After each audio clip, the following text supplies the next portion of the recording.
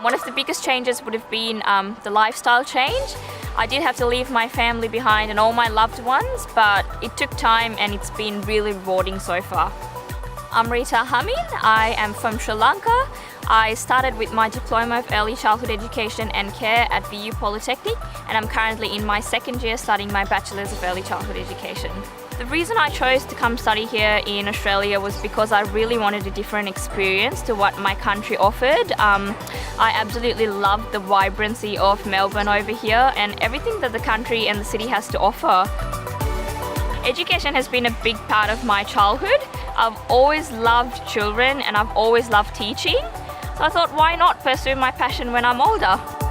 The reason I chose VU Polytechnic was because it was among the top 5 unis that I had in mind when I was planning to move over here. There was a lot of industry connections and its blended learning model just seemed really supportive towards the lifestyle that I was looking for. So with the Diploma of Early Childhood Education and Care, it's divided into 3 main components. One being your online learning, the second one being placements, and the third one being your face-to-face classes. My teachers have been absolutely great. They've been supportive, they've been friendly, accommodative, and they've just helped me be the best version of myself.